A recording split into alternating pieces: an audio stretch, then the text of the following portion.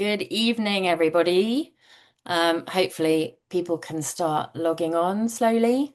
Um, I will get started in the meantime, and hopefully, we can catch up. Hi again. Thanks for joining us for another Discovery evening. Uh, my name's Emma, but I'm sure you all know that now. So, I'm Emma Healey. I'm part of the sales team here and also wildlife photography trip leader. And then we have Brett, who is also a photography trip leader and helps put together a lot of our trips with the product team in the office when he's not leading, which is very little of the time at the moment. And we're very lucky he's here. He got back yesterday from Zambia and is going off to Australia on Saturday. So we've got him in his tiny little window. And we are here to talk to you about bears. Anything you want to add, Brett, before? No, I don't think so. We're going to cover quite a few destinations, but Yep. between us.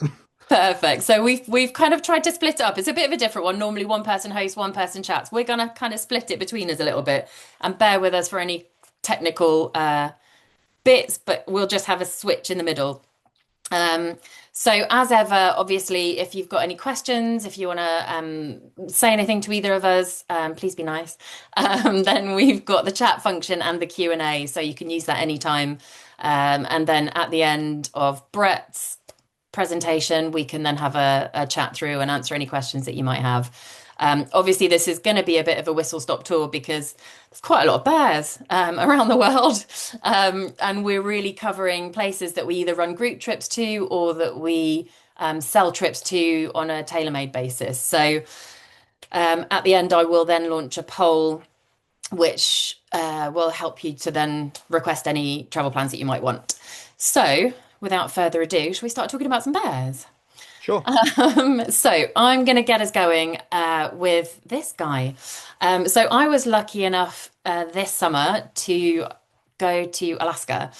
Previously, I've been to Canada a number of times, but actually not specifically for bears. But I was lucky enough to see quite a lot of black bears. The only time I saw a grizzly, it was always the way, isn't it? The only time I saw a grizzly was when I was hiking. The only time I saw black bears was when I was in the car. So it's always been a thing that I had. I really wanted to go with some, proper big fluffy brown bears. So yes, luckily this year I was able to go over to Alaska. So the trip that I'm talking about is based at Bear Camp, which is in Lake Clark National Park, but it's kind of a 3 or 4 day trip. And you fly initially into Anchorage, and then you meet the group at the airport and you fly down to Homer. So let's start with saying Alaska is by no means cheap. I think everybody probably knows that, whether it's by traveling there or by reputation. This is not a cheap trip. This is if you really want to go and properly do the bears, but I'm going to show you why it is absolutely incredible. So this is called the Land's End Hotel.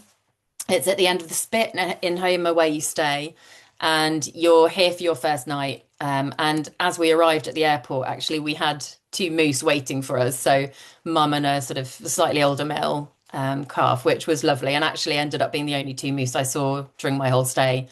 But this is the view from Homer from above. So you've kind of got the town underneath there, and then the Spit going out into the bay. And the town, really, where all the shops and the hotel is right down the end of that. So it's a really lovely place to start. You get quite a lot of wildlife off the beach there. You get otters kind of floating past on their backs and quite a lot of different birds. You've got a lot of black-legged kittiwakes nesting on the pier nearby. But the first morning, when you meet the group and then you start your trip the next morning, the first thing you do is a boat trip around the bay. And the first thing we saw was this harbour seal who was waiting for us as we were leaving. But you go to this incredible place called Gull Island, and you see all of these kittiwakes. You get puffins, so you get horned and tufted puffins, which are fantastic. You see them either in the water or flying along. And then for me, the stars of the show were absolutely the sea otters. And we were really lucky with some lovely, seeing, lovely portraits examples, but also things like this where they wrap themselves in the kelp or they have a nap so they don't float away. So you just get them sort of lying in this kelp. But yeah, lovely photo opportunities for that. So it's already quite a good start before you've even kind of got anywhere else. Then there's a little element of weather because the way you get to Bear Camp is on one of these sort of small otter planes. It's about 7 seats with the pilot, so 8 with the pilot, and then you fly over the bay into Lake Clark. Um, we had quite a cloudy start to our trip. It was a bit hit and miss about whether we'd be able to go, but luckily, they really do push it and they will try and get you there by hook or by crook. So we flew across Cook Inlet and then you fly into Chinnitna Bay, and this is what you're faced with when you get there. So you start to see the landscape and then these beautiful sedge meadows that are in front of the forest on the hills. And then this is just a bit of a view here. That's Bear Camp in the middle. And this is essentially your kind of playground for the 3-4 days you're there. So you've got the sedge meadows behind. So the river there is right behind, and you can see the tiny building next to the river at the back there. I'll come back to. But then as you look to the sort of bottom left of this image, it's where the spit is. So I will come back to that as well. So they're the kind of main areas that you visit. And all of these is part of the edge of the Lake Clark National Park. So this is where you land. You land on the beach, just on one of these little planes, and it just kind of touches down on the sand. They have to watch out for bears, and actually one had to loop a couple of times just because there was a bear on the beach. So it starts really from when you arrive. But it is just an incredible immersion into the wilderness, and you do just feel like you're really kind of in their world. So this is the camp as it was, 17 and a half acres, and it's right next to native land. So it's kind of split the bay between native land and then privately owned sections. And this section used to be owned by a guy called Wayne, and it was bought a long time ago and made into this bear camp. And then it was bought by the current owners about 4 years ago now, I think in sort of early 2022. It's run by a fantastic couple called Candice and Johnny, and they've got a really good team. There's only about 6 or 7 of them. So the amount that they managed to do there is unbelievable. So this is as it was until September this year, tents on the edge. And you can see there's a small fence around the edge just to kind of protect you. But as of the end of September, they have now introduced these huts. So this is not my picture. I've stolen this off their website just to give you an indication of what it now looks like. So apologies for any copywriting. So that just gives you an idea. So each room now is one of these beautiful cabins, which is really well appointed. You've got beds, your own bathroom in there, flushing toilet. I believe they've actually got showers now. And then on the right there is the main kind of cooking area where you go for all your meals and social activities and things. So Candice and Johnny are really involved. They lead lots of the trips. This is Johnny and Johnny's cache, which is where he has all the kit. So you get all of any waterproofs that you need, buffs, gloves, hats, wellies, all of that kind of thing. If you forget anything, they will lend you and you just give it back to them at the end. They've got binoculars they can lend. So there is a bit of a weight limit on flights, and this really helps because you just don't need to really worry about any of that kind of stuff because he just has it all there for you. So this is a view that you get from the camp. This is just the other side of that little fence that I showed next to the edge of the tents. And bears can and do come anywhere really around this area. So it is a really beautiful place, no matter what, to be situated. They've got 2 private viewing towers. This is one of them. It's an old fishing building where he used to catch the fish, Wayne, and bring them in to treat them.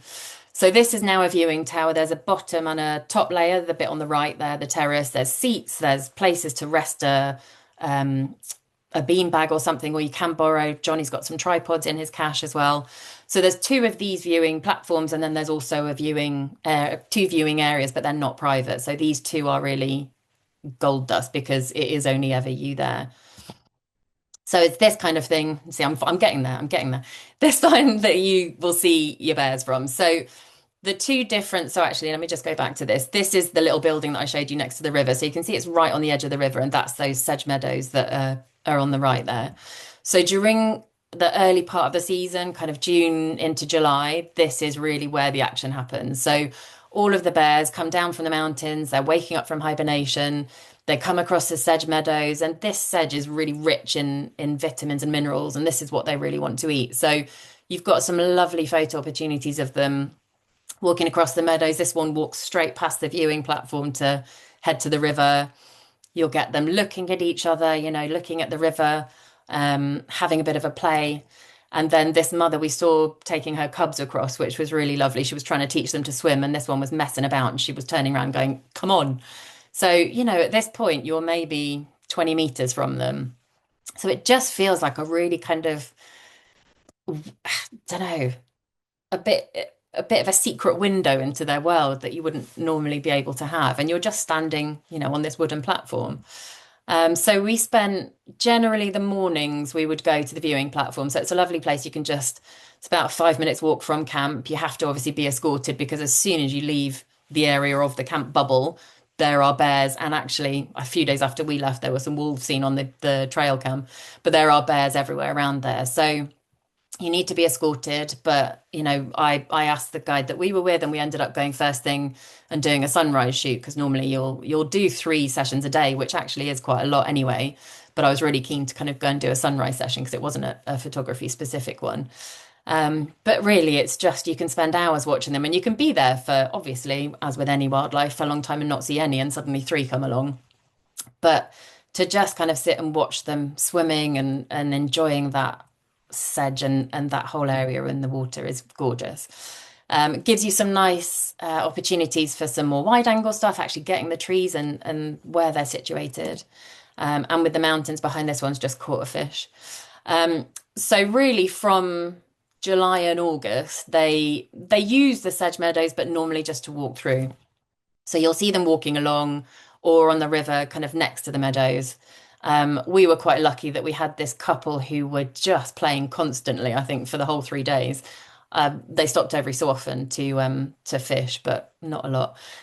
They were really just messing about. And this one on the left, you'll see quite a few of. We ended up calling her Teddy because she looks properly like one of those bears that you think you buy in the shop.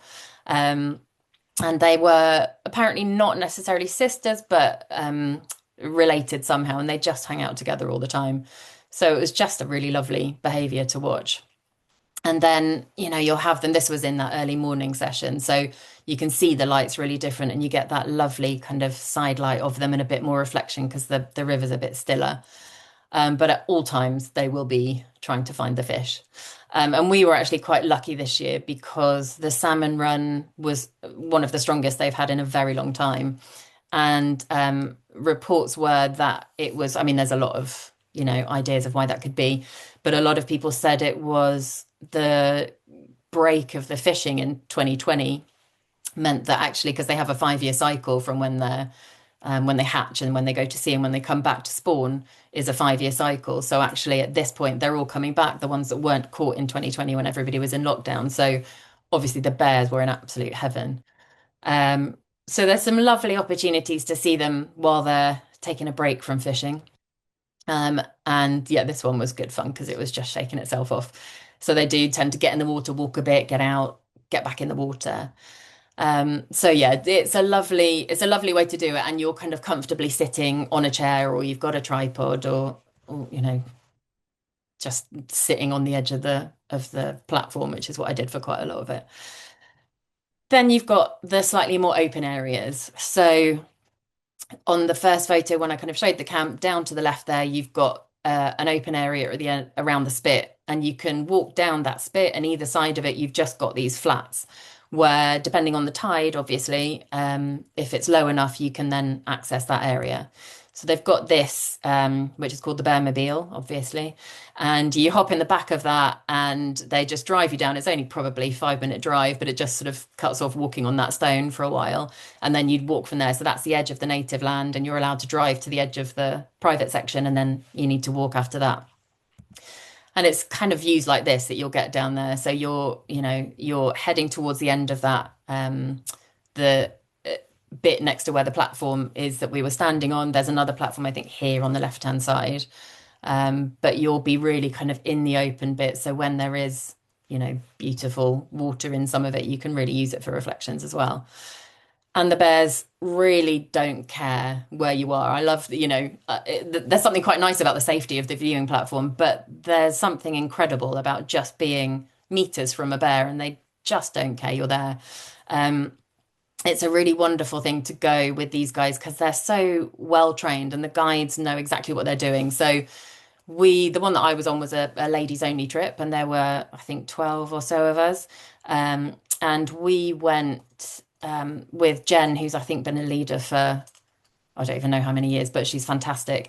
And they take all the flares and things, but it's the knowledge, and especially when you see some of the others, there's some of the small planes come and land for a morning and then go back to Homer. But the joy of this is that you're there with them all the time, and they are very careful about how you kind of approach the bears. So, this is how the bears are on the spit. You've got here three bears in front of you there that you can see, and then that little sort of brown blob slightly off center from the left is a mum and two cubs, and she's nursing them just sitting there. So, they're completely relaxed and they're just getting on with their days, and you have to be quite careful about how you approach them, obviously. Um, and you can probably see from some of the images the difference in the weather. I think we had pretty much 4 seasons in 3 days. So, from that real cloudy to really kind of open skies. So photography wise, it's a challenge because you get, different things, but actually it's fantastic because you can have some lovely different opportunities. It gives you some really nice backgrounds. And to see the bears just enjoying their surroundings is just lovely. You can be a bit more creative. So there were quite a lot of footprints that we saw, especially after the rain, obviously. And I did take one, I haven't put it in here, but of my foot next to it, and it is pretty much the same size. So it does really make you think, crikey, these guys are huge. Um, so this is everybody in our group. So this is how you sit. You're kind of all grouped together because you're less of a threat when you're a bunch.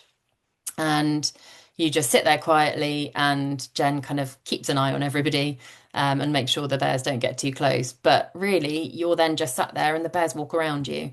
So you get them walking across the flats there. Sometimes they'll lie and have a rest. So this was the mum after she'd finished nursing the cubs. So you've got one on the left there and then one slightly behind on the right. Or they'll be walking kind of from those sedge meadows across to where you are. Generally, you'll see maybe one or two other groups. There's a couple of other lodges nearby, but very few people. And then you just get to be alone with the bears, which is fantastic. You get some lovely, actually, this one, sorry, going back, this one is one of my favorite things about, I always talk about this, but taking pictures when it rains. I love the feeling you get of pictures in the rain. So, a lot of people put their cameras away and I'll just be running out with it out. But yeah, some lovely portraits, and I just think their facial expressions are brilliant, and, covering their faces, and you get to just you can lie your camera on the sand if you want to. There's no restrictions or anything, which is really lovely.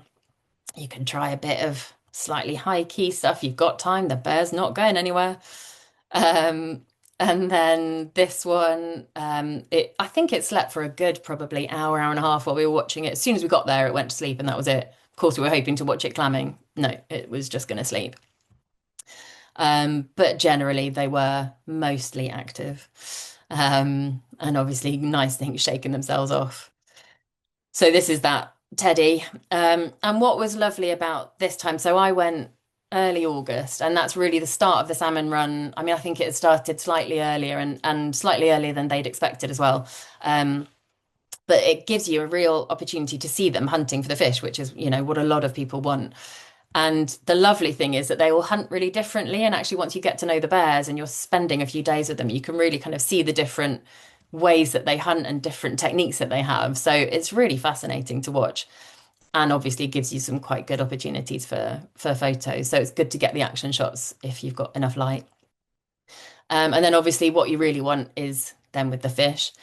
So loads of salmon in this river, and they come round from the inlet into the river there, and they're just sort of in this little funnel. So the bears sit there and the fish are just jumping past them. So you see them catching them, then they'll come out, and then really what the goal is to get them eating the fish, and hopefully once they've ripped it apart, to have the nice lipstick. So, that's a lovely thing.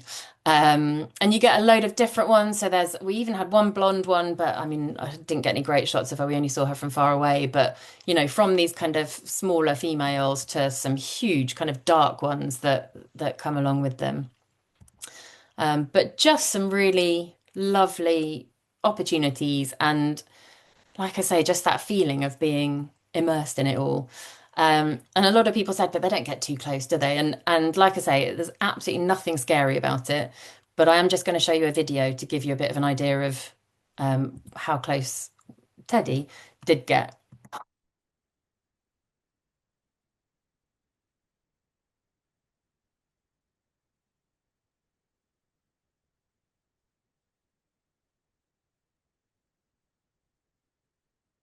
That's obviously Jen's arm. And it's just absolutely incredible. Just they don't care as long as you're quiet and not interrupting them. It's honestly one of the most humbling experiences and absolutely fantastic. So obviously that's the bears. And for just to mention, there are obviously lots of other things around there, but the main thing, there's lots of bald eagles. You'll get sort of young ones and these fabulous adults flying across. There were a couple nesting somewhere the other side of the sedge meadows that we could hear. Um, so then after your so there's two types of trip they run there, 3 nights for the normal trip and then 4 nights for the photography trip. So you'll one night in Homer and then you finish when you get back to Homer. So you get back to Homer in the afternoon and then you go out for dinner. And you go for dinner on this boat trip again across that bay to a restaurant over the other side.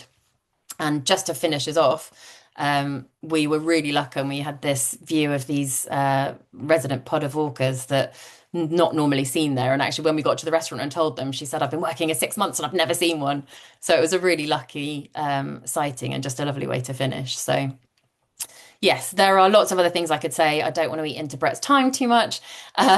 Please do ask any questions, and I'm always happy to talk about it on the phone. I also did an extension, just a self-drive around kind of Seward and the Kenai Peninsula. So there are other things that you can add on to it because it is a long way to go for 3 or 4 days. So anything like that, then happy to chat about it.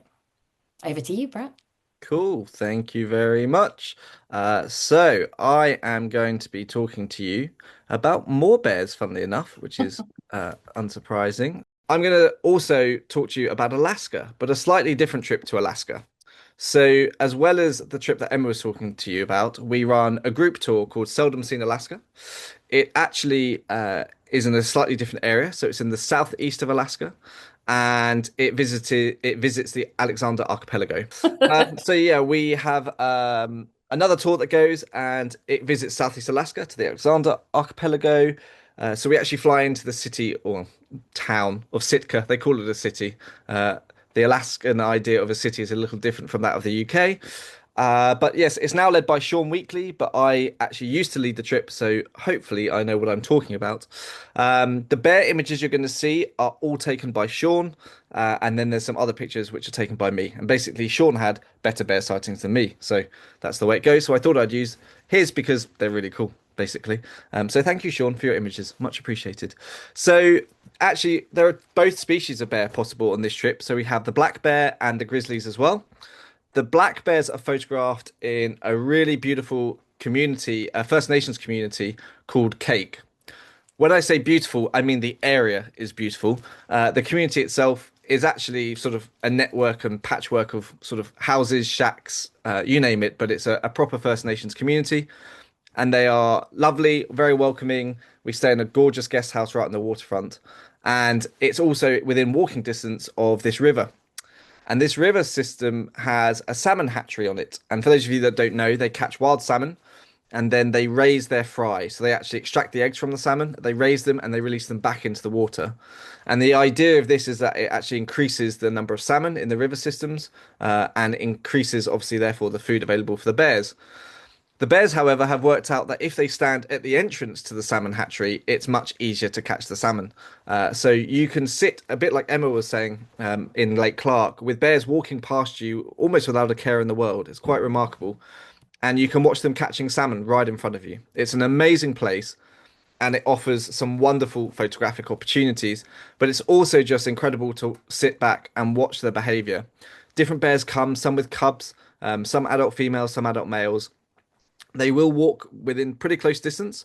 It's worth saying we don't have an armed guard with us, but there has been no incident here as yet, ever. And the First Nations community actually lives side by side with them, and they're very used to them and they walk around all the time. So the bears have become very used to people, and there is no sort of animosity or fear, and no problems with the bears in the town themselves. except for the rubbish dump on the edge of town, as is often the way in America and Alaska and Canada, obviously. But it's a really wonderful place to photograph these gorgeous, gorgeous black bears. The most I saw at one time was about 8. The closest I got was probably 10 feet. But I was there on a particularly wet few days. Being Alaska, it's known for its rain. It's one of the wettest places on Earth. And if you have a sunny day in Alaska, it's a pretty rare day, so you make the most of it. We actually go past a set of mountains called the Fairweather Mountains on this trip. They only see them for a few days a year, and I was lucky enough to see them for 2 days in a row, so that's pretty remarkable. But it's a fabulous place, and the bear photography on offer really is exceptional. And there are other things to see as well around there, and I'll get onto that in a little bit. But as you can see, mothers with cubs come down, as well as adult males and other females, and immature as well. So you really can build an impressive portfolio of imagery. But the trip also focuses on grizzly bears. The grizzlies are a little less predictable, and that is simply because of the areas we have to cover. It's a vast wilderness area, absolutely huge. But there is a particular point where grizzly bears are pretty reliable. The trip is timed to coincide with the salmon run, so hopefully it gives us the best opportunities, but you never quite know with wildlife exactly what's going to happen. But it enables you to get some really wonderful opportunities that are quite different from the black bear photography and also the pictures that you saw from Emma. Completely different landscape. It's not that sort of estuarine habitat. It's very much a rocky foreshore, forest, it's sort of slopes, and then some tidal pools even. And the bears will be working their way along, trying to catch the salmon as they're on the water's edge, and even trying to climb up some falls as well, which I'll show you in a second. But there are also some little grassy areas on the edge of the water, and these photographs are actually either taken primarily from the boat. So we use a boat, which I'll get onto in a little bit, in order to explore the Alexander Archipelago. It's a fantastic boat with a really knowledgeable local skipper, and we work really closely with him and with a small group. It enables us to get these wonderful opportunities. He's completely flexible. His name is Neil, and he works with either myself or Sean. I still do some trips out there every now and then. And it's a wonderful platform, but it just gives us such flexibility, which is obviously key for wildlife photography. And what we do is we actually stay in lodges each night on sort of guest houses and things like that. And it gives us really comfortable accommodation. And then we use the boat to get around and use that for incredible wildlife sightings. And here's one of the falls I was talking about. So it cascades down into the water. You can actually see there's a salmon ladder on the right hand side to help them get up the falls. And there's a lake beyond. And the bears again have obviously worked out that this is a very easy place to get a meal. And so they're pretty reliable here at this time of year. So we have a good chance to photograph grizzly bear as well as black bear. And that sort of is quite unusual actually to get both species sort of really close and for good photographic opportunities. And again, like Emma had bears in the shallow waters of the estuarine habitat, here we get them in sort of the tidal zone on the rocky foreshore. So it's a really diverse landscape. And Alaska, as I'm sure you know, covers a vast area. And so the habitats do vary quite a bit from north to south and east to west. So it's worth taking that into account. And it depends what you want to do for your photography. But this gives you an idea of the landscape here. It's a beautiful forested habitat. It comes right down to the shoreline, and then you get these high peaks in the background. In the sort of height of summer, there isn't much snow. You can see a few patches up on the tops. The Fairweather Mountains, which are further north from here, so looking to the left of this picture, are pretty spectacular. I haven't included them only because you're unlikely to see them. I don't want the people to think that that's the views you're going to get. But they are absolutely amazing. And the whole landscape is like this, just beautiful peaks with forests all over the place and hopefully calm waters in the bays and fjords in between. There are a few areas where we have to cross sort of open water, but we try and stick to these beautiful shallow water areas with wonderful coves, and they're filled with wildlife. Again, like tufted puffins, sea otters galore, all sorts of things, bald eagles as well. It really is quite spectacular. The other highlight of this trip, though, is the whale watching. It's a little less predictable than the bears, but when it's good, it's pretty fantastic. Sometimes we're very lucky and we get to see bubble net feeding. The year I did it was a particularly good year for bubble net feeding, but they're quite transient as to where they go in the Alexander Archipelago. So it could be, for example, that they're in the north when we're in the south. and we know, we do our best, but you can't always guarantee these sort of incredible encounters. But hopefully you'll get some breaching whales as well. So this was taken just on actually a transfer from one area to another, and unfortunately this guy decided to start showing off next to us. So we know we had to stop to photograph it. So you never quite know what you're going to see on this trip. And actually that makes it really quite exciting because you get a real variety and some incredible sightings. The bubble net feeding, if you're wondering, is actually to try and catch herring. The thing that I love most about it is that one whale initiates bubble net feeding by emitting a call, and it tells all the whales within the area that they're going to start sort of rounding up the fish. They then blow a spiral of bubbles that gets tighter and tighter and tighter. And then this whale, when she thinks that the fish are corralled and in the right position, and it is usually a she, which is quite fascinating. It seems to be a dominant female that sort of gets everybody on board. When she's ready, she emits a different call at a sort of a higher pitch. And you can actually hear this when you're on the boat. So you know it's about to happen. You don't know where, but you know somewhere within the vicinity there's going to be this amazing spectacle. The sound is amazing. The sight is obviously fantastic. But, there is so much to it, and it's about all the senses. It's not just about the sights. And again, you get these amazing breaches from time to time, and it's all pot luck. But hopefully, you've got the camera in the right place at the right time, as I was with this one, just very lucky. But yeah, there's so much more on offer as well as the bears. And if we're really lucky, we might get some orca. So mainly they're transient pods around here, but there are some residents as well. And again, they cover huge areas. So hopefully we're in the right place at the right time, but it's quite hard to know. This guy actually sort of surprised us. We were watching a pod sort of hunting in the distance, and then he came and started leaping out right next to our boat. So, again, it was really challenging, but we had to photograph him, make do with what we had. But this is the boat. The Cat Daddy, it's a very American name, but Neil is very proud of his boat, and it is a fantastic platform. It's actually a catamaran, so it's very, very stable. It actually also has a landing craft front, which means if you really want to, for the bears, we can actually lower it and get flat. So if people want to lie down, you can actually get very low to the water to photograph as well. So it's a fantastic vessel, which not only allows us to cover large distances at sort of good speed, but for photography is absolutely perfect. It has a proper bathroom on board, hot drinks available all day, snacks all day. You're not going to go hungry, that's for sure. Alaska is not a place where they skimp on the servings, so you'll be very well looked after indeed. So that kind of rounds up Alaska for you. A little bit different from Emma's trip, but gives you an idea of what's on offer. But I'm going to stick in the north for a little bit.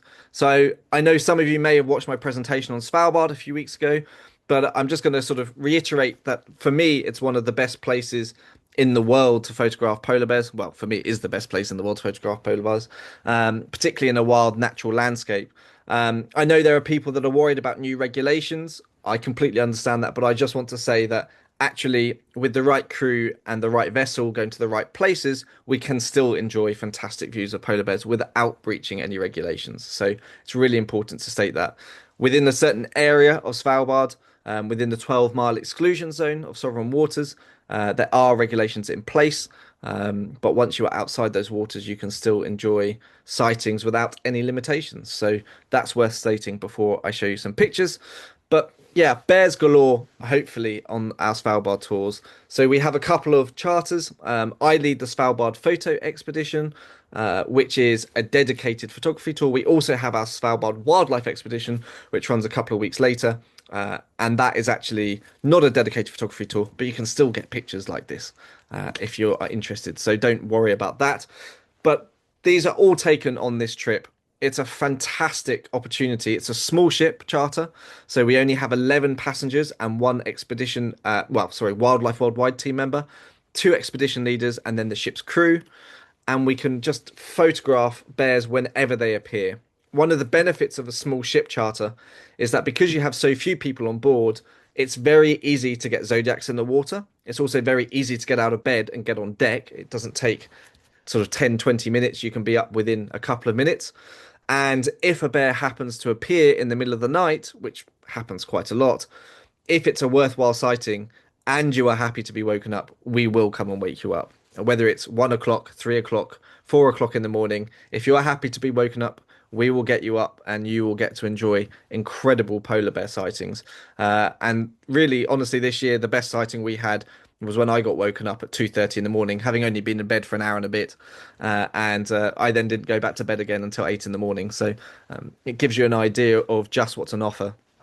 For me, the great thing about photographing bears in Svalbard are landscapes. So the rules that have come in place are if bears are within the 12-mile exclusion zone of Svalbard waters, territorial waters, then you have to stay 500 meters away in the breeding season. Outside of the breeding season, it drops to 300 meters for polar bears. However, this gives you an idea. I really love these sort of shots. It's a vast wilderness landscape. There's a bear here. We're well past 500 meters, but actually, it doesn't matter. It's all about the scenery. It's magical to watch a bear walking across a landscape like this, hopping from ice floe to ice floe, completely unbothered by our presence. There's no interest in us, just doing its thing, looking for seals. We watched it swimming, rolling. It really was fabulous. So please don't worry. And actually, for me, scenes like this again, really simple, minimalist, whiteout scenes, wonderful for photography, but also kind of just quite magical. These huge, empty expanses of wilderness and ice, really, for me, are what makes Svalbard so special. There are other places you can see polar bears, but for me, they just don't have the same charm. We run our trips in May and early June, and it maximizes the chance of ice.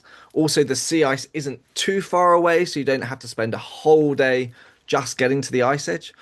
So it means that we can maximize our time photographing the bears and hopefully get encounters like this.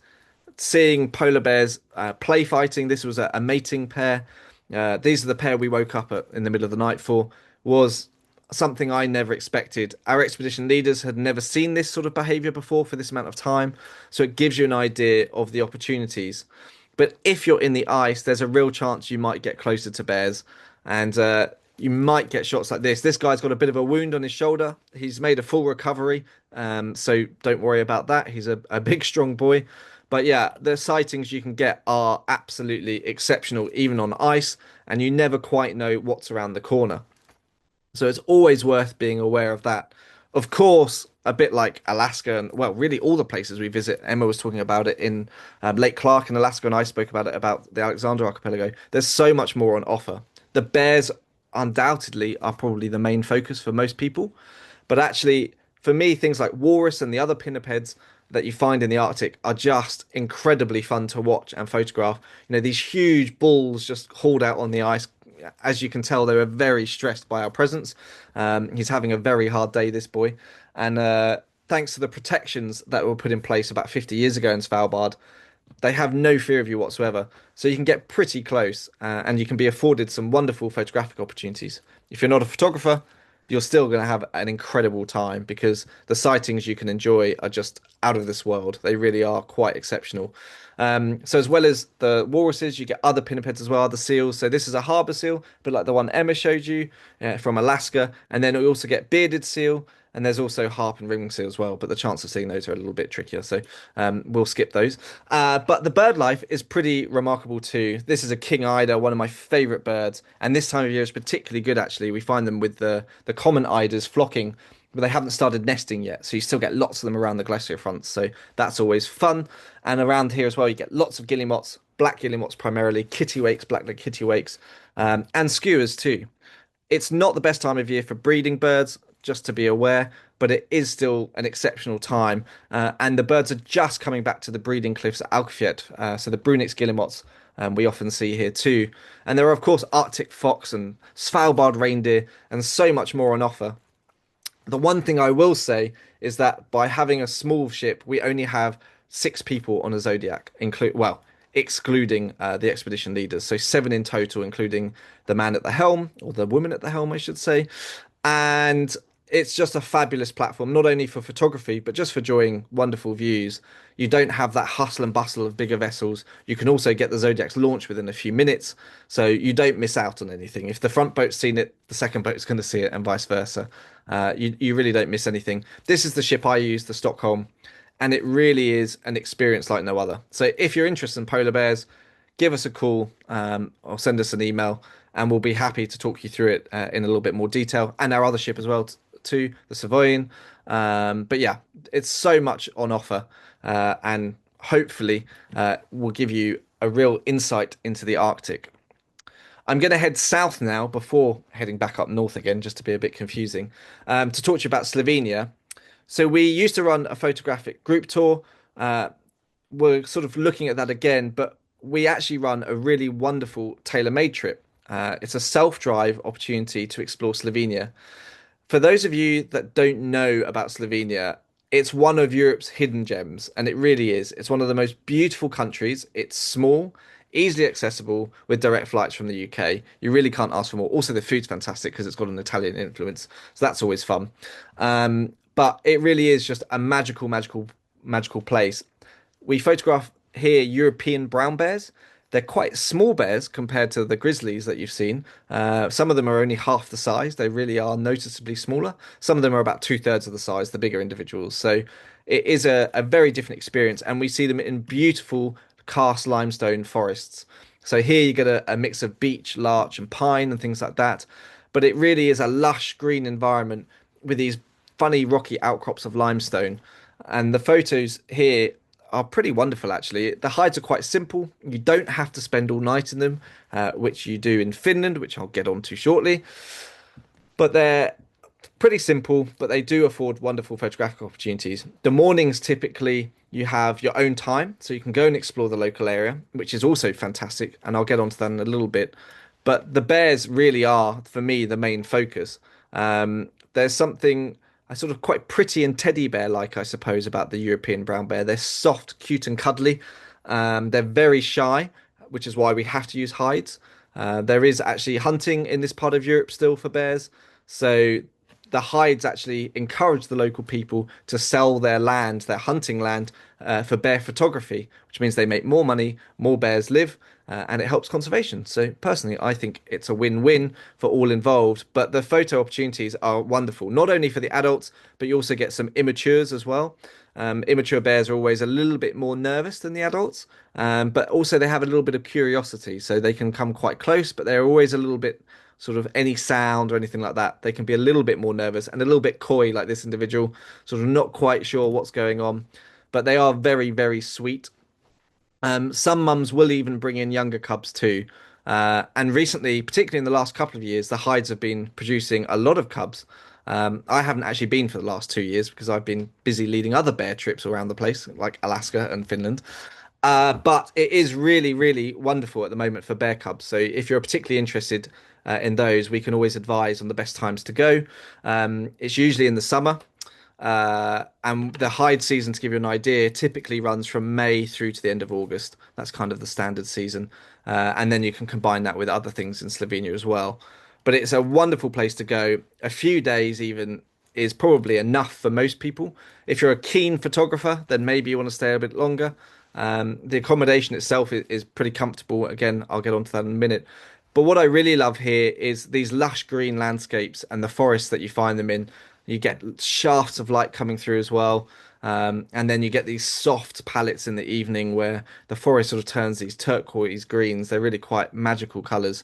And the bears, as you can see, have got very used to the hides and provide some opportunities for photography. It's important to say bait is used for the hides. We don't ever sort of shy away from that. In Slovenia, it's very strictly regulated. They're only allowed to put out corn, so maize basically, and anything else is strictly prohibited. And there are checks in place, and this is the same for hunting. So it's all very strictly monitored and controlled. And yeah, there is no meat or anything like that put out in Slovenia. So just to make you aware. We use a couple of different guest houses. This is one of them. This is the one we always used to stay in, but there's now a couple of different options. So this is the Mlakar guest house. They're all situated in some of the most beautiful, sort of not alpine, but sort of mountainous villages. They're in the valley bottoms, but with pretty stunning views all around them.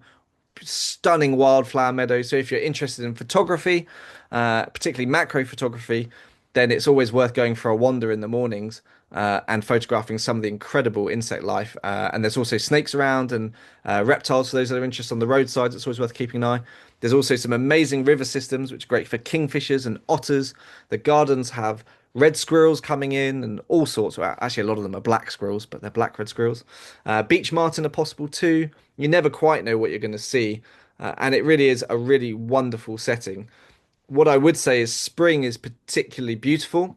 The temperature's nice, but there is slightly less bear activity, I find. If you go a little bit later in spring, early summer, the bear activity really picks up, and it's really rewarding. It's not quite as sort of rich in terms of bird life, perhaps, but the bears, if that's your priority, are really spectacular. As I said, Slovenia is a very, very stunning part of the world.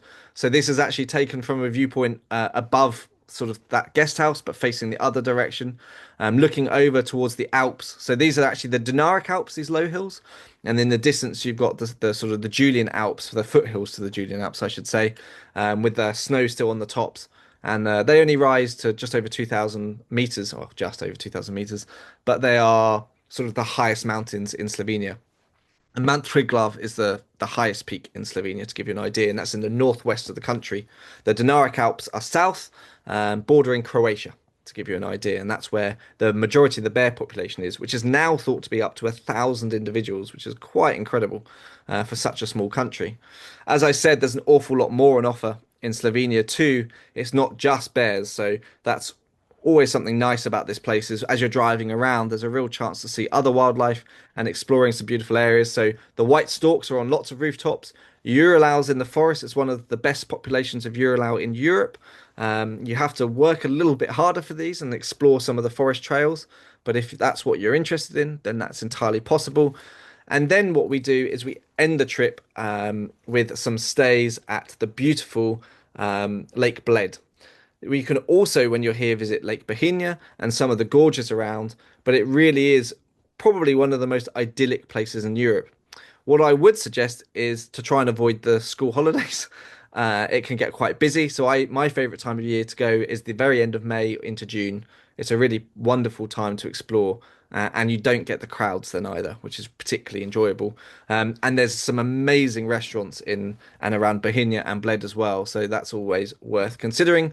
But yeah, it just gives you an idea. The gorges as well around are really worth exploring, and again, actually, you can see wildlife here. There's some beautiful birds around as well. And actually, I saw loads of dippers on the river, for example, when I was here. So it's a really wonderful place to explore. And a place very dear to my heart. I've been going a long time and actually used to go every year on holiday. So it gives you an idea. I'm now going to jump back north again before whisking you off to a very exotic part of the world, to Finland. And Finland, I've actually been leading tours to now for 8 years for Wildlife Worldwide. I've actually been going there for 11 years. So I have spent a lot of time in hides in Finland. What I will say is the hides in Finland are a bit of a more intensive approach to wildlife photography or just wildlife watching. And that's because you spend all night in them in the summer months. If you go later in the season, actually you won't spend all night, you'll spend most of the day in hides. But most people go for the summer to maximize the chances of seeing these animals throughout the long summer evenings. There is no proper darkness in this part of Finland at this time of year. There's sort of a light dusk for maybe 2 hours between June and August, but the photographic opportunities at that time are pretty limited. This picture here, just to give you an idea, was taken at midnight, so with a very high ISO, I should say, and quite a slow shutter speed. But it is still possible to take some pictures. It's just a little bit more challenging. And what I love about Finland is actually the diversity of landscapes you can photograph in. So there are a number of different sites. The Boreal Predators photography trip is a single center based, but we actually offer some tailor-made options and also a bear photography special. And they use a couple of different other lodges as well. They all have their own sort of feel to them, I suppose, in terms of photographic and hide settings. But the accommodation is all pretty simple but comfortable with hearty meals. And you take food into the hides with you each night as well. So you're not going to starve, don't worry. And it's very important to say the hides in Finland have toilets, which everybody is always very appreciative of. Obviously, if you're going to spend all night in the hides, it's kind of essential. But yes, so what I really love in Finland are as I said, the diversity in landscape. So you get these sort of beautiful boreal forests, which are made up primarily of Scots pine. There are a few larches in there as well, lots of silver birch, things like that. Also low willows and things like that too. But it is a wonderful place with the cotton grass as well in the meadows, and it just really adds, I don't know, a sense of wilderness feeling to your imagery. The bears in Slovenia, I feel kind of almost feel like they're staged because it's such a pretty landscape. Slovenia, they are completely wild, but Finland is a little bit more wild, I guess. It's a bit more rugged and sort of it's a tougher environment for them. If you go at the right time of year, July, you can end up with wildflowers. It very much depends on when the snows have melted. I like July particularly, but June, July, August are definitely the best months. The earlier you go in June, the bears are mating, but they're busy also feeding, so you get them sort of coming in quickly between sort of mating sessions. But it does mean you get to see some interesting behaviour between males and females. So that's always quite fascinating. You go in July, they've probably finished mating. Now they're just focusing on feeding, and you get a different sort of behavior. And you go in August, they don't really like each other very much by this point, and none of them want to really spend much time around each other. So you get them all dodging each other. So it's always quite fascinating to watch, but you never quite know what you're going to get. So if you go earlier in the season, so you can see here this bear. This was actually the beginning of July. This bear is a little bit not skinny, but he's not completely sort of chunky yet. You go a little bit later in July, and you'll find you get these really chunky individuals, and they're really piled on the pounds.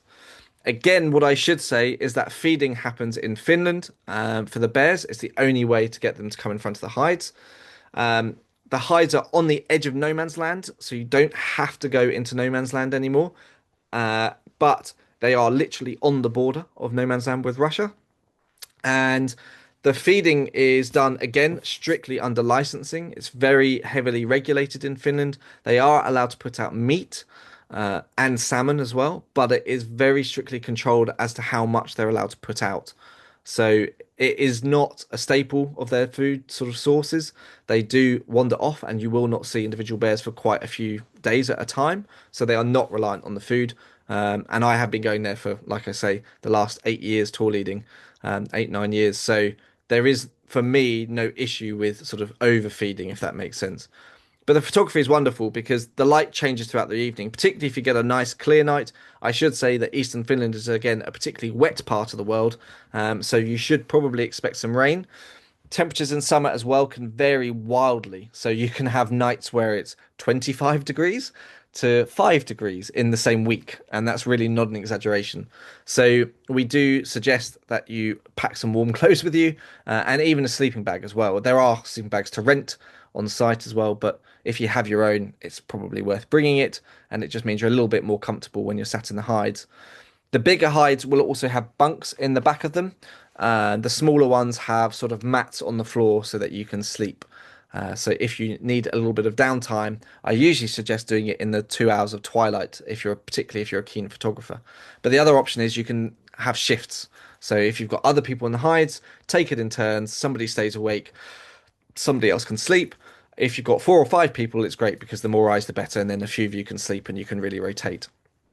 I try and spend nights in the hides with people on the photography tour so that everybody has an opportunity to spend time with me if they so wish. They obviously don't have to. If you'd rather be on your own, you're very welcome to be. But I, like to try and help people and also explain a little bit about the bear behavior. I know some of the individuals and where they come from and how they react and things like that. So hopefully help you build up an array of imagery. As the sun starts to set, you get these lovely soft palettes come through and the lighting completely changes.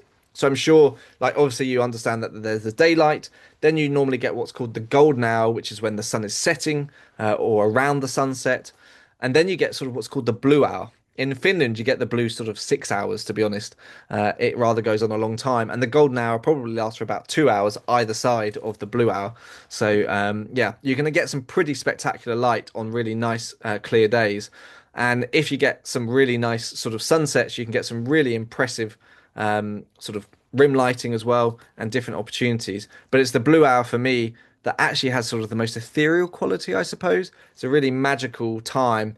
Everything kind of goes quiet and still. The ravens stop calling, the eagles stop flying, all the songbirds die away, and you just get this sort of silence across the land.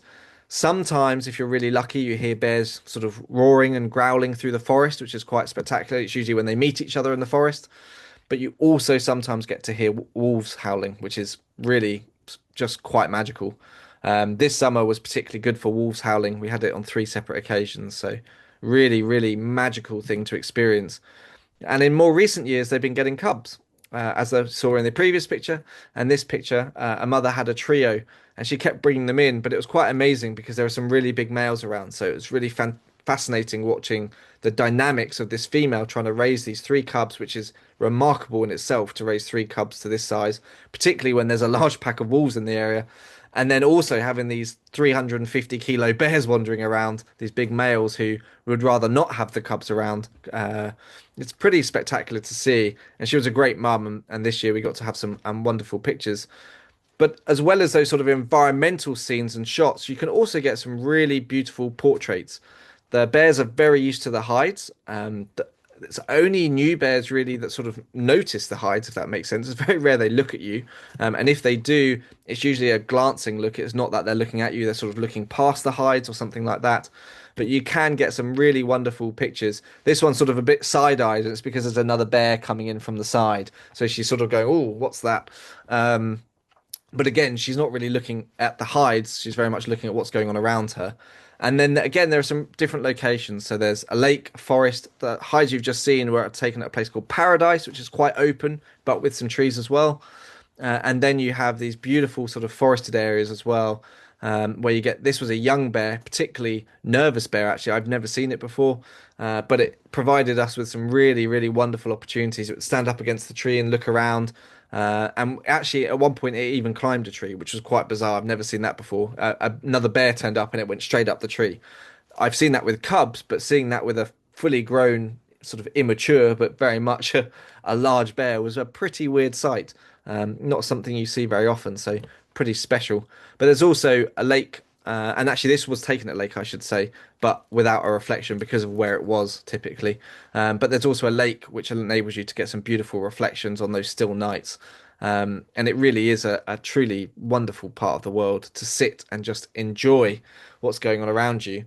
The forest location offers you a chance to get really close to the bears, and I mean really, really close to the bears. They will come within 2 or 3 feet, which I can assure you, when you have a linen front to your hide, is quite exhilarating. They have absolutely no interest in you whatsoever. A bit like Emma said with the bears in Alaska, they know the hides now. If they see you on foot, some of these bears will run away. So when you turn up at the hide, sometimes the bears are already sort of passing through just to see if there's any food. They normally run away. There are a couple of individuals that will literally disappear when they see you, but they come straight back as soon as you're in the hides. So you don't have to worry. But there's some particularly beautiful bears. There's these big old boys like this guy, and some beautiful young females as well. So you get a real diversity. And as I said, they get pretty close. This is still taken with a 300mm lens, but I've got wide angle shots even of bears taken on my phone. What I really love about this place is that you get bears mixed with wolves from time to time. And it is fascinating to watch. There's a real hierarchy and social structure between wolves and bears, and it changes depending on how many wolves are around and how many bears are around. So that's always quite fascinating. This particular time, this wolf and this bear seemed to get along, and the wolf in the background you can see was actually a lone wolf, not part of the pack. So it was quite an interesting dynamic. But the wolves are pretty wonderful. I love seeing them sort of like this in this sort of landscape where they're pretty small. Sometimes you get them in gorgeous sunlight as well when the sun's setting and the cotton grass is in full flower. It really is a wonderful time of year to visit the boreal forests of Finland. But I just can't ever get enough of the wolves. The bears, I should say, are probably 80% of your sightings, most realistically. The wolves are probably 19% of your sightings, and something else which I'll get onto shortly takes up probably 1% of your sightings. But the wolves, for me, add an extra element. It's really wonderful in this day and age to see a wolf full stop, let alone see a pack of wolves or individuals come and go throughout the night. And even better when they keep coming closer and closer and closer. Many of the hides have a traditional seated position with sort of ports that you can stick your cameras through. Many of them now also have floor level hides, so you can get these beautiful eye level shots. And I can tell you, when a wolf or even a bear is walking towards you and you've got this sort of eye contact through your lens, it gives you goosebumps. It really is quite incredible. And Emma mentioned rain. Again, I love the rain. It's a wonderful time to photograph. And again, you can get some great behavior. And I've got shots of bears doing the same thing here. Do show slower shutter speeds, and you can get this wonderful sort of shaking effect. It really is a wonderful place to go. And as I said, you can get very, very close to wolves as well. But the final animal, we can see. Oh, sorry, I've also got some white-tailed eagles. I forgot about that. Another bonus for you. We often get white-tailed eagles in the summer, but the final animal you can see is this, the wolverine, mammal, I should say. And the wolverines are tricky. They come and go. Each year is different. So this year was a quiet year for wolverines. The year before was a manic year for wolverines. And it's just because they don't hold strict territories in the same way that a wolf does, for example. They're sort of wanderers. And they do have sort of territories, but they overlap and cross over, and they might disappear for a week at a time and then come back for a night and then disappear again. But again, it shows you that these animals are not dependent on the food, and it's the same for the wolves. They're very nomadic, and they might disappear for a whole week before coming back. So you just don't know. The bears have smaller territories typically, so they come more regularly. But the wolverines are just nuts, to be honest. Think of a badger that suffers from ADHD and at the same time has been taking too many steroids, really. They're big, they're bolshy, and completely insane. They will take on a bear, they will take on a wolf, they won't take on multiple wolves because they will be killed. But they are fierce. So you can look at those claws, they're not to be messed with. They're sort of, what's the size of them? A large dog, really, but low to the ground, if that makes sense. They're quite sort of short-legged, but incredibly ferocious, a bit like a honey badger. They're notorious for standing their ground. They will kill reindeer, to give you an idea. So they are pretty menacing creatures, but they will climb trees, particularly when there are wolves around. So hopefully we get sightings like this. But just to show you they're not infallible, they often suffer wounds when they decide to take on wolves and bears. This one was a youngster. I don't think it quite knew its own size. So yes, a pretty amazing place, but not for the faint-hearted, perhaps. It is a lot of work, the Finland one, in terms of staying up in the hides all night, but the rewards are truly out of this world. And I've been going for many years, and I'm not bored of it yet, so that's a good sign. The final place I'm going to talk about is Sri Lanka. This is a trip that I have not led, so I should probably say that. It's led by our colleague Sean Weekly. But as he has literally, I think he's still flying back from Norway right now, I am going to introduce you to this little beauty of a trip. So it's a leopard and sloth bear photo safari. I should say that leopards probably are the main focus, but sloth bears are undoubtedly a draw for many people, which is why I've included it. It visits a wonderful national park called Kumana National Park in Sri Lanka. It adjoins Yala from the northeast, and it does not have the visitor numbers that Yala National Park has, and in comparison is a delight. So if of you have been to Yala and you hadn't seen sloth bear but you'd like to go back to Sri Lanka, then this is the trip for you. The leopard sightings here are fantastic. They are really, really wonderful.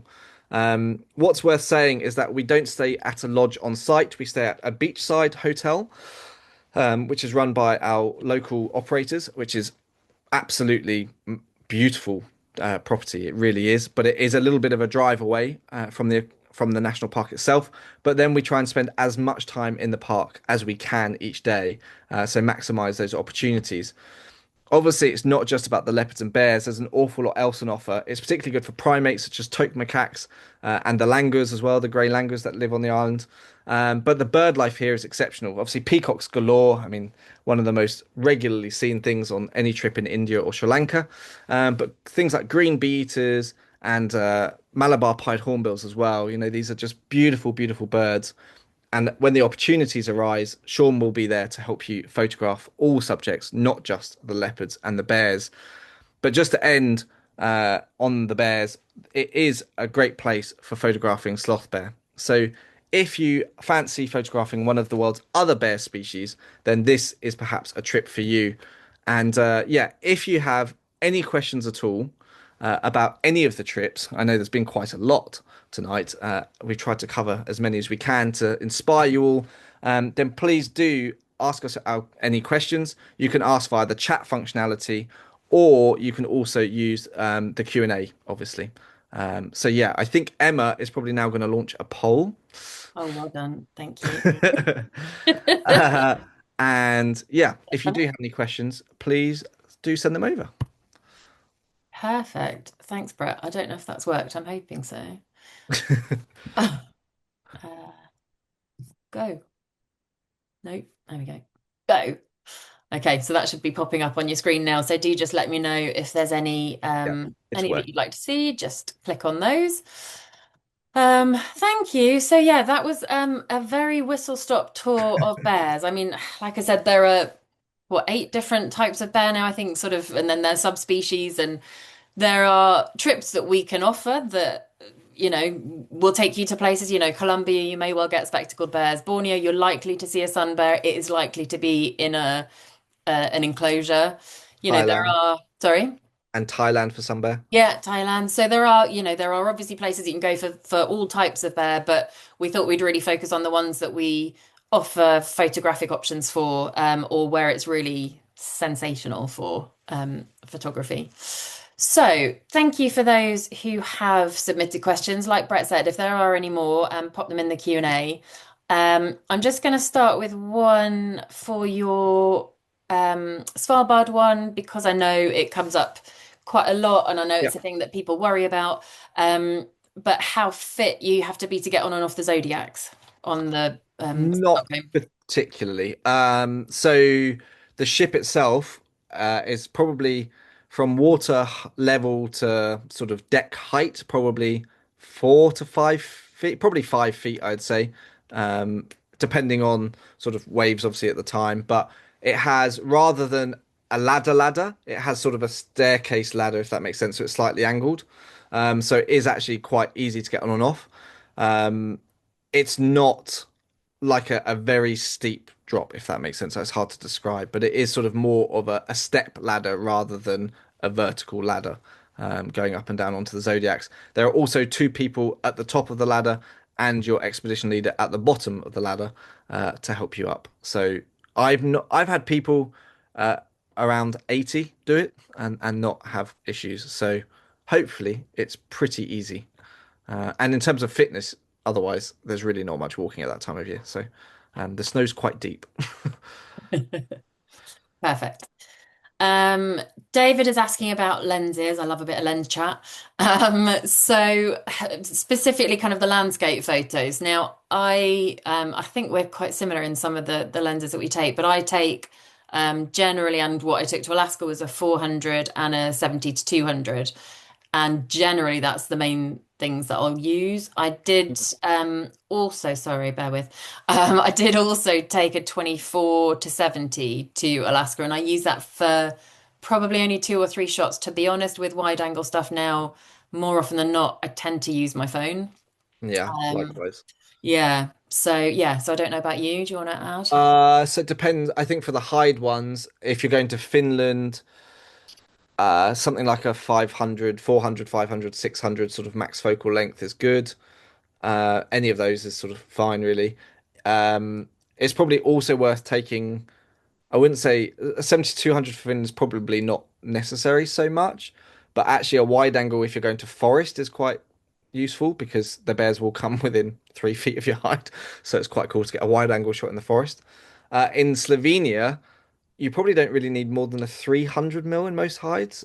So if you have something like a 100 to 500 or a 100 to 400, then that probably suits most of your needs. But you don't really need a 500 in Slovenia. They'll probably be too close for that. So Yeah, I think I um, took a 300 and it was a bit too close, even that sometimes. yeah, so 70 to 200 even for Slovenia works. Yeah. Yeah. So it depends on the trip. We try and advise as per the trip when you get sort of the information for it as to what to take. But yeah, Alaska for me, Alexander Archipelago, definitely take a 500 or 600 Mm. or 400 or whatever. Again, long sort of telephotos.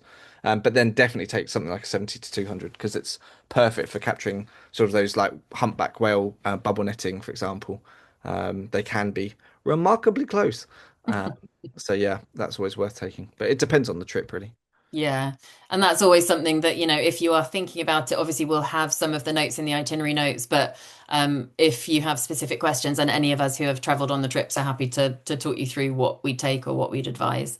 Yeah. More often than not, though, if we kind of have, it's one of those questions, isn't it? What's the best lens? And we always say it's the best lens that you've got Yeah. because, if I've got my phone, I'm going to be using my phone or so, yeah, often for kind of wider angle things. And actually, a lot of the more landscape ones that I showed from Alaska were 70 to 200 because, you are quite a decent distance from the mountains, so you can use it for a bit Mm. more perspective. So yes. So sticking with Finland, Susie and Mm. Paul are asking about the hides. So obviously in Slovenia you're in the hides in the afternoons, and I know in Mhm. Finland towards the end of the season, but why are you in the hides more overnight rather than during the day? So mainly to do with activity. So most of the animals come out at night, basically. They're, well, probably a better way to say is they're crepuscular. So they come out at dawn and at dusk. So basically, as the light starts to fade, the bears become sort of, I guess, more confident is probably the way to put it. So they come in, and the same for the wolves. The wolverine, I mean, they're just so unpredictable. I can't give you any idea of when they're going to turn up because I've been going for 9 years and I still can't work out when they're going to show. So but yes, it's very much to do with that. And the idea is that by staying in the hide all night, you limit the amount that you disturb them. If you go during the day and then leave again in the evening, so if you go, for example, at 9 a.m. or I don't know, or 4 a.m. or whatever it is you want to do, and then you leave at 8 p.m., you're basically going to be leaving both times at the peak time that the animals are active, but yet that's when the best light is. So you want to get there before the best light, so we try and get there about 5 p.m., 5:30, unless it's particularly hot. So if it's a hot summer's day in Finland, they usually delay the time we go into the hide because the animals aren't active. And then we stay all night until the morning because they're most active in those cooler periods and also when the light levels are lower. Yeah, and I think that's the main thing to mention. I think because you can get a bit sort of caught up on the idea, well, it's light all the time, so it's the same all the time, but actually it still does get quite hot during the day, doesn't it? So It can do, yeah. yeah, so that will still, they Yeah, will on a hot still be hot high. day in Finland, you can get 30 degrees, so it's quite bizarre considering you're so far north in the middle of the forest, but it can get very toasty. Yeah. Okay, let's stop talking about toasty. We'll go back to the cold. Um, so back to Svalbard. Sorry, when they come, I'm trying to keep them in order, but I can't. That's fine. So back to Svalbard. How rough does the water get about around Svalbard? I know that's often a question, and it's a bit of a It is, it's a tricky tricky one. one. So typically in May, particularly when we go, the weather is southwesterly. It comes from the southwest. It's Atlantic weather systems coming in. So the west coast, which is where Longyearbyen's in Isfjorden, but Isfjorden comes out into the North Atlantic. The west coast is the roughest place. Typically, you don't get big swells like you do down in Antarctica because it's not an open ocean in the same way. It is obviously open ocean, but it can't go around the world infinitely. It does hit land, so the swells never get too big.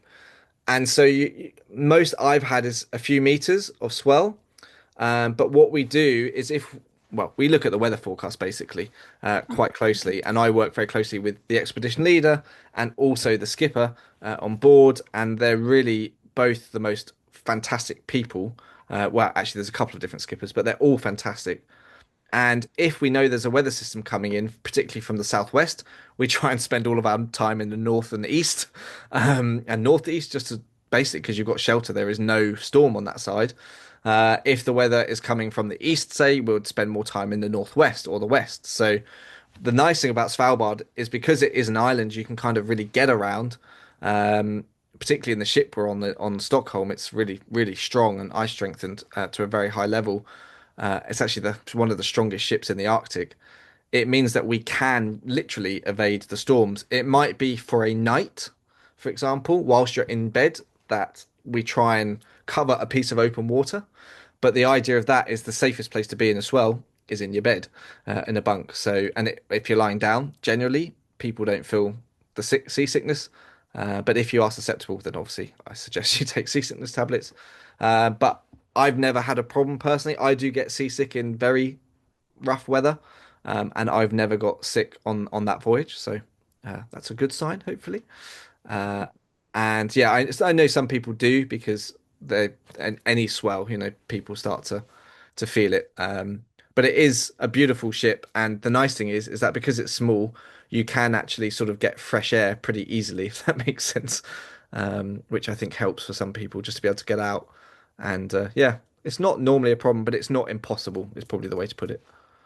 And I think that's the thing, and that does often prevent people from going to places like Svalbard. But I think, there are so many good remedies now, and we can always advise you on, what any of us have used if we struggled, or like Yeah, Brett says, there's always ways to try and avoid it. So don't let it put you off because you've seen the pictures that you can get. So it's fantastic. and genuinely, we do try and avoid any swell, like they are really on it. So Perfect. Okay. I think we're out of questions. So, yeah, good sign. yeah. So thank you for joining us. This is, well, it's our last one for the season, isn't it? We've got one more to It come on Thursday night, which is on India, talking about the wildlife over there, and it's with one of our local leaders, and who's actually now the product manager for our company over there, who we run all the trips with. So that's going to be a really good one to watch, a good one to go out on. And then we'll obviously be back in January with some more things. Keep you posted. But in the meantime, obviously, any of you who have requested um, any travel plans tonight, then Sue will be sending those out tomorrow. You know where we are. If there's anything that you want to request or talk through anymore, then just give us a call tomorrow. There is a discount code, so BPH Zoom 25, and that's for anything up to £250 off per person off a trip. That is a sale that we're running until early December. So if there's anything that does appeal, if we've whet your appetite for any bears, then do let us know. And obviously you can order any of our brochures. We are just signing off the latest copy, so they'll be coming out just before the new year. So keep your eye out for them. But otherwise, really, just saying thank you very much for joining us, especially Peter, who's joined us from Australia. So good morning. Brett's looking forward to seeing you on Saturday. But thank you so much for joining us and have a lovely evening, everybody. We'll see you soon. Thanks, bye. Bye.